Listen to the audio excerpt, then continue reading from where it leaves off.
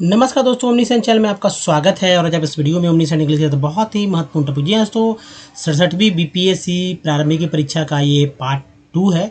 और जिन्होंने भी परीक्षाएं दी हैं या जो आगे आगामी परीक्षा की तैयारी कर रहे हैं, तो दोस्तों ये वीडियो उनके लिए बहुत ही उपयोगी है। तो दोस्तों इस वीडियो में क्वेश्चन पेपर्स तो हैं ही साथ आप इसके संभावित आंसर को भी देख रहे हैं, जो कि बीपीएससी के द्वारा जारी नहीं किया गया, लेकिन आप बहुत ही तत्काल में ये आंसर देख रहे हैं। तो दोस्तों चलिए शुरू करते हैं। नए हैं सबसे पहले तो दोस्तों चैनल को सब्सक्राइब कीजिए, घंटी को दबाइए जिससे वीडियो की जानकारी मिल सके। और हमारे प्लेलिस्ट से आप वीडियो को डे 1 से देख सकते हैं, ठीक है। बीपीएससी का प्लेलिस्ट है तो उसमें जाइए और डे 1 से हमारे वीडियो को देखिए, जो कि अगर प्रीवियस क्वेश्चंस के सारे सेट देखना चाहते हैं तो दोस्तों अगर वीडियो देखने में अच्छा लगता है तो लाइक और शेयर कीजिए।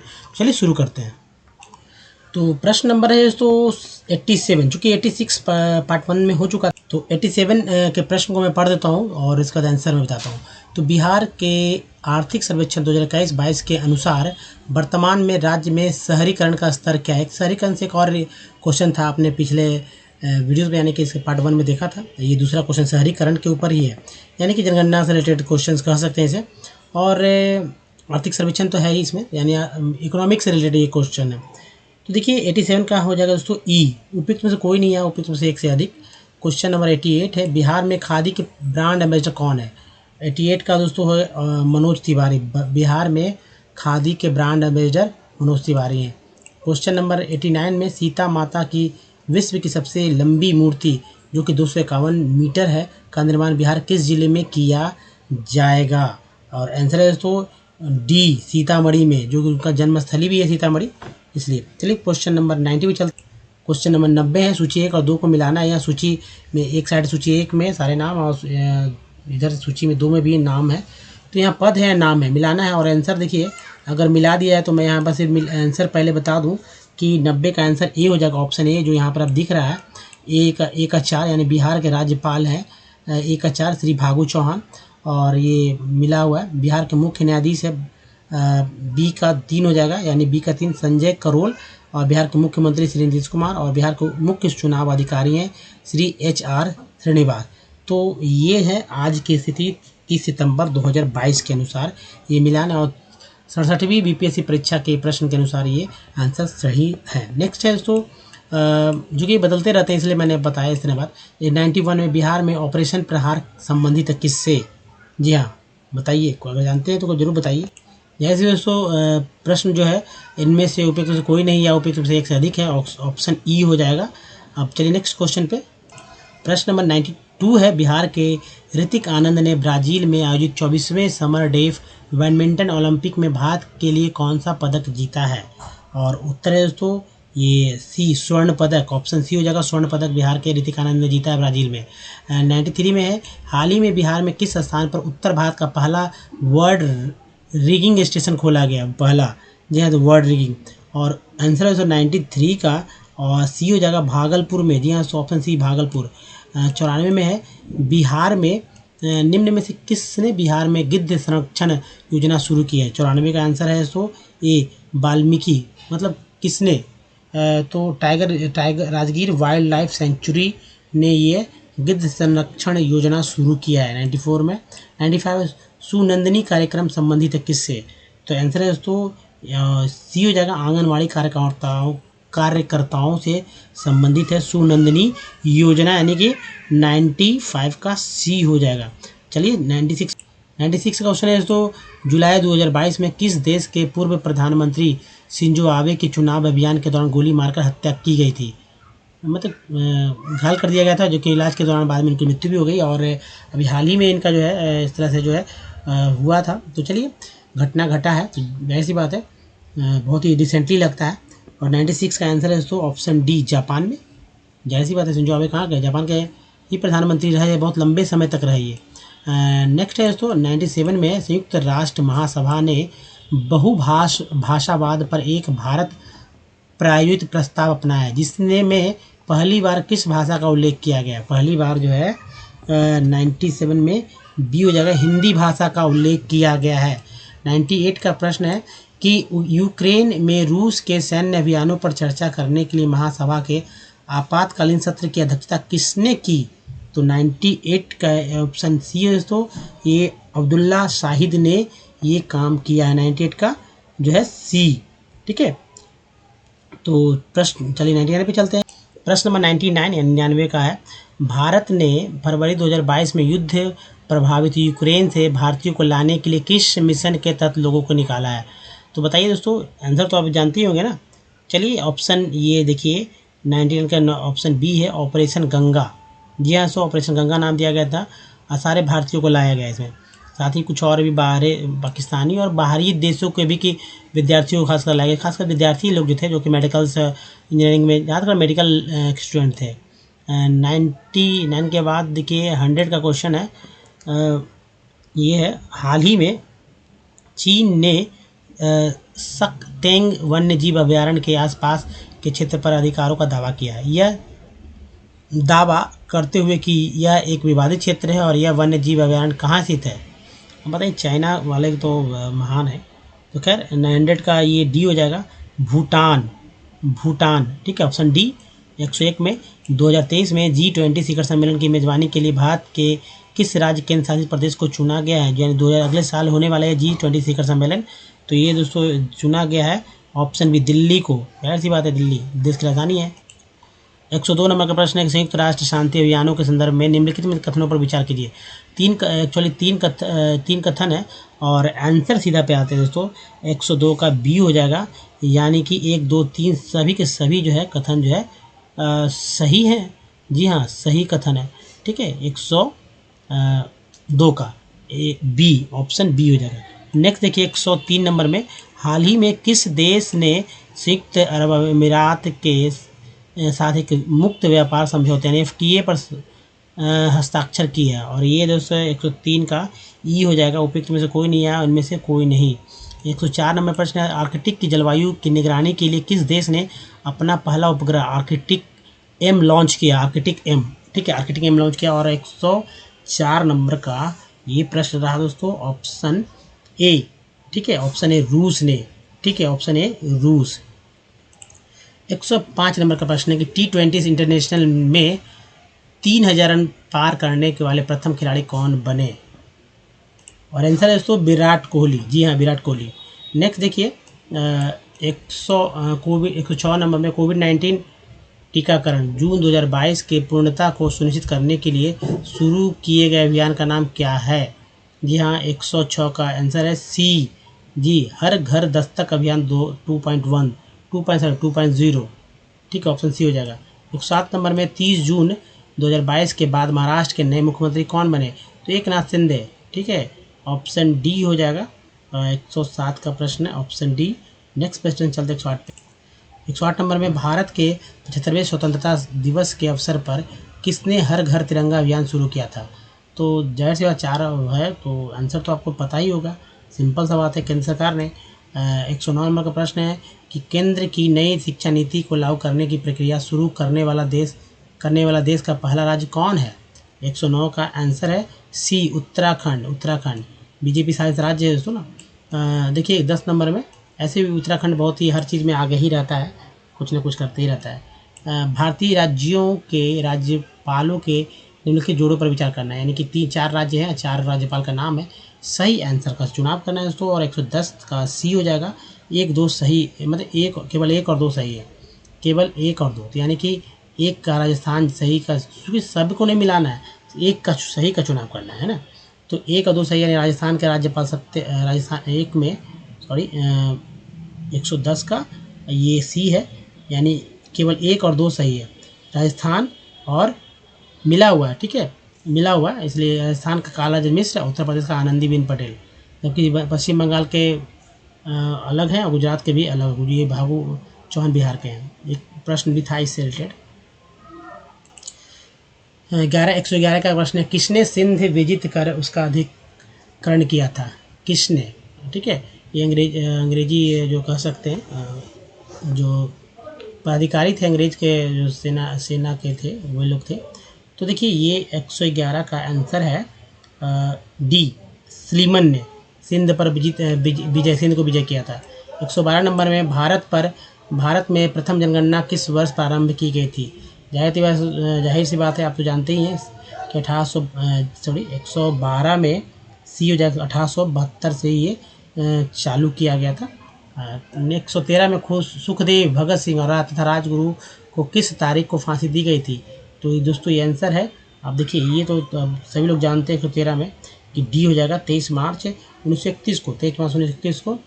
प्रश्न नंबर 114 पे महात्मा गांधी द्वारा वर्ष 1940 में प्रारंभ किए गए व्यक्तिगत सत्याग्रह के तीसरे सत्याग्रही कौन थे?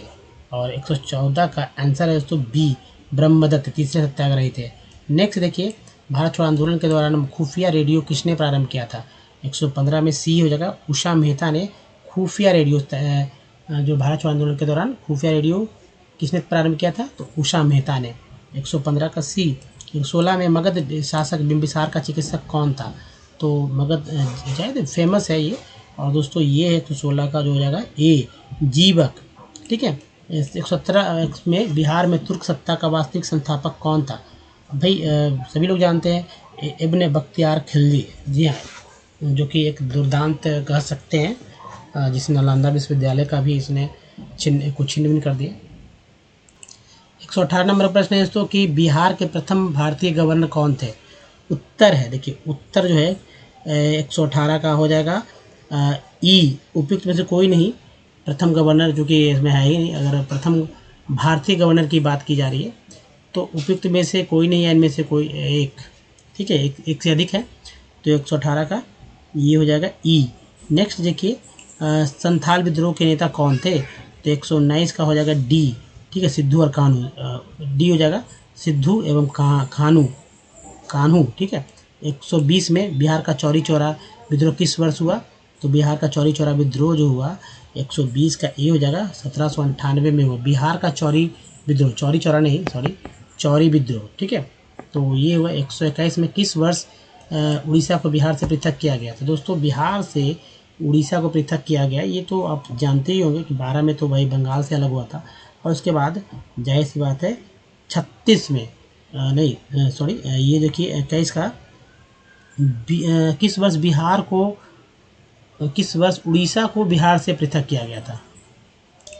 दोस्तों ये देखिए 1936 का ऑप्शन डी हो जाएगा 121 का, क्योंकि 12 में उड़ीसा सहित बिहार अलग हुआ था बंगाल से, और 36 में जो है अलग कर दिया गया था उड़ीसा को। तब तक जो है यानी उसके पहले तक उड़ीसा की राजधानी भी पटना हुआ करती थी। नेक्स्ट 122 में चलते, प्रथम बौद्ध महासभा का आयोजन कहाँ हुआ था? कहाँ आयोजित की गई थी? तो आंसर है दोस्तों ऑप्शन डी 122 का राजगृह। ठीक है। 123 में किस गुप्त शासक ने अपने बड़े भाई की हत्या कर सत्ता प्राप्त की थी? 123 का हो जाएगा ए, चंद्रगुप्त द्वितीय। ठीक है, चंद्रगुप्त द्वितीय। नेक्स्ट देखिए, वर्धन राजवंश की स्थापना किसने किया था? तो दोस्तों आंसर है, तो उत्तर है दोस्तों ऑप्शन 124 का सी हो जाएगा, पुष्यभूति ने। नेक्स्ट देखिए, प्रश्न नंबर 125 है कि रोमन साम्राज्य के व्यापारिक संबंध किसने स्थापित किए थे रोमन साम्राज्य से? तो दोस्तों आंसर है 125 का सी, कुषाणों ने। ठीक है, यानी कुषाण। प्रश्न जो है सो नंबर 126 है, मुस्लिम शासक जिसका साम्राज्य दारुल इस्लाम का एक भाग माना जाता था, ठीक है, किसका है? तो आंसर है 126 में 126 का ये हो जाएगा, उपयुक्त में से कोई नहीं या उपयुक्त में से एक से अधिक। 126 का ये, इनमें से किसने खलीफा की शक्ति का विरोध किया था? तो दोस्तों 127 का प्रश्न ए का आंसर है ए, मोहम्मद बिन तुगलक। नेक्स्ट 128 में चलते हैं। 128वां क्वेश्चन है, तुगरिल खां ने किसके शासनकाल के दौरान विद्रोह किया था? तुगरिल खां ने। 128 का उत्तर है दोस्तों सी, बलबन। ठीक है, तुगरिल खां ने बलबन के शासनकाल के दौरान विद्रोह किया था। 129वां प्रश्न है, सर्वप्रथम किस मुगल शासक ने ब्रिटिश के विरुद्ध संघर्ष किया था? तो 129 का उत्तर है दोस्तों डी, औरंगजेब। जी हाँ दोस्तों, औरंगजेब। नेक्स्ट है 130 नंबर में, निम्न में से कौन सामाजिक सुधार विलियम बेंटिक ने प्रारंभ किए थे? और ये 4 सुधार हैं दोस्तों, उपयुक्त तो लिखा हुआ और यहाँ इधर कूट है, कूट के सही उत्तर का चयन कीजिए। तो 130 का जो है ई हो जाएगा, उपयुक्त में से, ठीक है, 130 में ई हो जाएगा, उपयुक्त में से कोई नहीं है, वो एक से अधिक होंगे या आंसर, ठीक है, नहीं सभी आंसर एक से अधिक हो सकते हैं या एक उनमें से कोई भी नहीं। चलिए 131 नंबर पर चलते हैं। 131वां क्वेश्चन है दोस्तों कि अखबारी कागज उद्योग निम्न में से किस स्थान पर अवस्थित हैं। तो 131 का उत्तर है नेपानगर, ये तो आप जानते हैं। जीके का क्वेश्चन है, भारत में सर्वप्रथम कोयला खान कहाँ खोदी गई। तो 132 में डी है दोस्तों, रानीगंज। ये रानीगंज कहाँ है पता है, पश्चिम बंगाल में है। जब पटना से कोलकाता की ओर जाते हैं तो आपको स्टेशन ये मिल जाता है रानीगंज। नेक्स्ट 133 नंबर है, भारत की जनगणना 2011 के अनुसार सबसे अधिक अनुसूचित जनजाति कौन है। तो 133 का ए भील है। पहले गोंड हुआ करती थी लेकिन अब भील हो गई है। गोंड जो है शहरी जनजाति वाली ये है, मतलब कि हम लोग जैसे लोग देखने को है, ये सब कुछ शहरीकरण में ये सब ढल गया है, गोंड जनजाति। खैर भील है भी 11 के जनगणना के अनुसार। 134वां है कि बिहार राज्य के कुल भौगोलिक क्षेत्रफल है, ये तो जानते ही आप, इससे भला बीपीएससी क्वेश्चन है, ये टॉप शुरुआती है। तो आंसर 134 का जाहिर सी बात है दोस्तों, ये हो जाएगा 94,163 वर्ग किलोमीटर। 135 नंबर है, बिहार का शोक नदी किसे कहा जाता है। 135 का आंसर है दोस्तों, कोसी नदी को शोक नदी कहा जाता है। ठीक है, चलिए दूसरे तरफ 136 नंबर, दूसरी तरफ देखिए वही नदी जो है बहुत उर्वरा वाले जो है मिट्टी को भी लाती है ना। तो 136 नंबर में बिहार के किस जिले में तिल्हाड़ा कुंड जलप्रपात तिल्हाड़ा अवस्थित है। तो 136 का आंसर है दोस्तों, 136 का आंसर थोड़ा सा आप समझना होगा, कैमूर, ठीक है, कैमूर। हालांकि तिल्हाड़ा एक जगह है नालंदा में भी, जहाँ ऐसा नालंदा में तिल्हाड़ा संस्कृति, मतलब तिल्हाड़ा एक जगह है जहाँ पुरातात्विक ASI ने खोजा है, उसका खोज हुआ है वहाँ पर। नेक्स्ट है 137 नंबर में, एशिया की सबसे बड़ी और ताज़ा जल वाली गोखुर झील बिहार में कौन सी है, मतलब कि गोखुर झील बिहार में कौन सी है। तो 137 का आंसर हो जाए तो कुशेश्वर झील, 137 का बी हो जाए कुशेश्वर झील। 138 नंबर में है सो बिहार के किस जिले में सबसे अधिक सोने का भंडार मिला है। 138वां का आंसर है डी है, सो जमुई। आप जानते हैं जमुई में सोने के सबसे अधिक सोने के भंडार मिले हैं, डी जमुई है ना, 138 का डी जमुई।